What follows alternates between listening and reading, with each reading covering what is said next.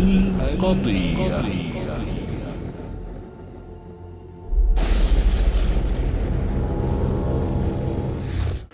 السلام عليكم. موضوع هذه الحلقة هو المؤتمر الدولي الأول للغة الشركسية اللي عقد في عمان في تشرين الأول سنة 2008. وهذا المؤتمر عقد برعاية ملكية سامية. افتتحه سمو الأمير علي بن الحسين ورافقته سمو الأميرة عالية بنت الحسين.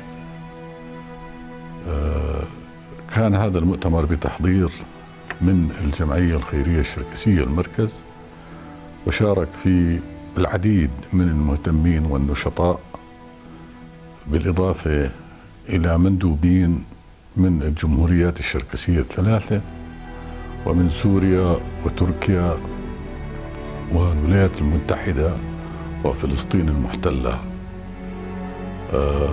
على مدى يومين.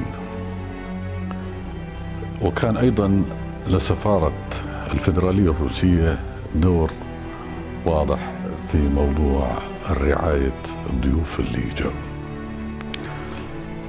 على مدى يومين ألقيت في هذا المؤتمر 20 كلمة، وكانت كلها تدور حول الهم الشركسي في موضوع مهم جدا هو اللغة وما أصابها من وهن وتأخر وضعف في الاستعمال لدى خاصة الجيل الناشئ على مدى السنين الماضية.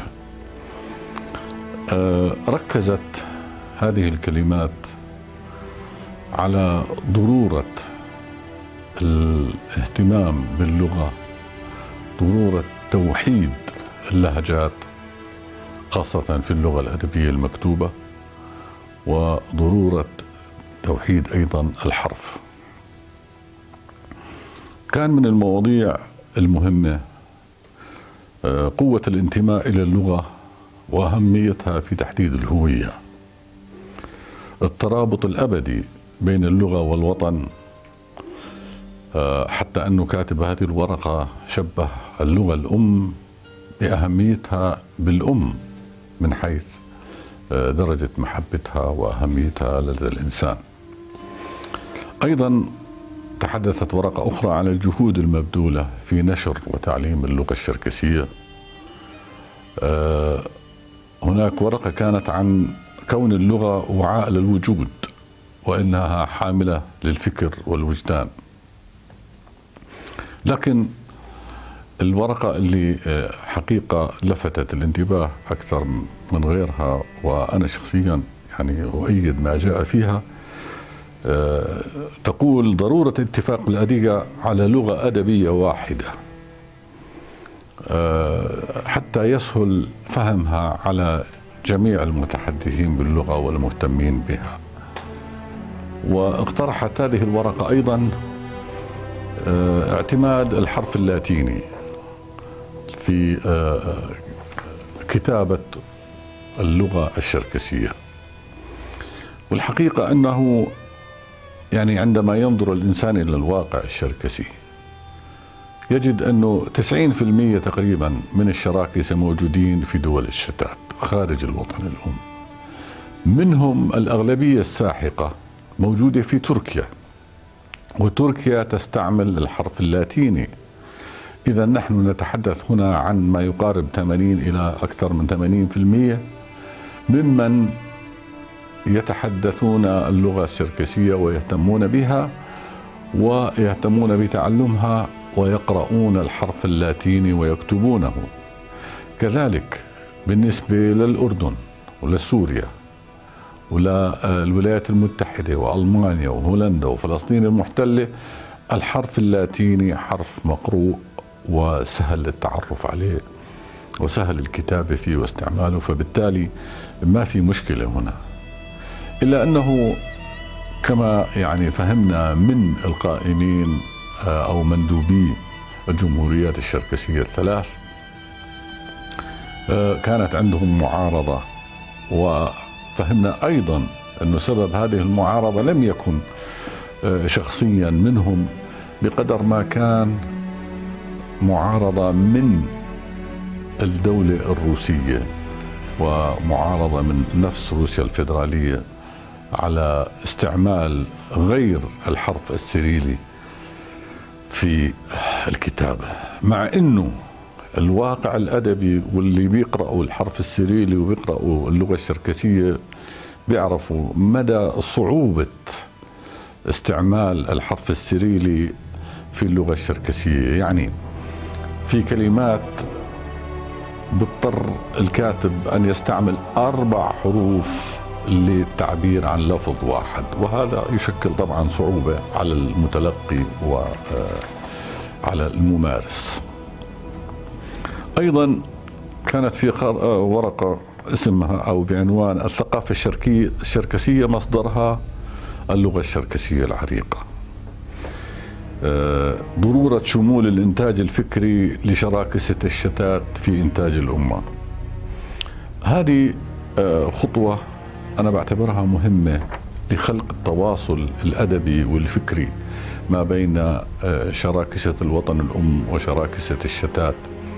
عندنا كتاب كثير في حقل الرواية وفي حقول التاريخ والتراث والثقافة بشكل عام، إنتاجهم لا يصل إلى الوطن الأم، وهناك أيضا مؤلفات كثيرة في بلاد الشراكسة في الوطن الأم لا تصلنا بسبب جهلنا بقراءة اللغة الشركسية، مما يستوجب وجود حركة ترجمة قوية حقيقة حتى تنقل هذه المعارف وهذه الآداب وتخلق جسور ثقافية للتواصل أكثر. معرفة الأدية بالكتابة قديمة. هذه الورقة تتحدث عن جهود كبيرة جدا قام بها الشراكسة في القديم وكتبوا بالأحرف القديمة. هناك ورقة تقول سبب تراجع اللغة الشركسية هو الاحتلال الروسي، وهذا صحيح طبعا لأنه سبب التشتت. ورقة أخرى تحدثت عن هيمنة اللغات الأكبر وتأثيرها على قضيتنا. كمان هناك ورقة تحدثت عن النتائج السلبية لاستعمال الحرف السريلي. أنا اللي بعرفه أنه كانت في صدرت قواميس على مدى 70-80 سنة الماضية من الجمهوريات الثلاثة اللي هي كبردين وبلقاريا وتركيسيا والأديغية، كان بينها اختلافات جذرية في بعض الكلمات، مما أدى إلى نشوء لبس في فهم الكلمات، رغم أنه اللهجات متقاربة ولا تشكل لدى المتحدثين مشكلة في فهم هذه الكلمات، لكن أصبح الأمر قريب من المؤامرة. هناك ورقة تتحدث عن أهمية اللغة في الحياة اليومية وهكذا. إنما حقيقة أنا بحب أحكي أنه بالنسبة للبيان الختامي جاءت في بعض المطالب وبعض المقررات اللي كان أولها إنشاء صندوق لهذه الغاية في مدينة عمان، على أن يكون يعني تحت إشراف إما الجمعية الخيرية الشركسية أو المركز أو هيئة تنشأ خصيصا للإشراف على هذا الصندوق، ويكون يعني واجبها هو هذا الموضوع فقط، الحفاظ على اللغة الشركسية.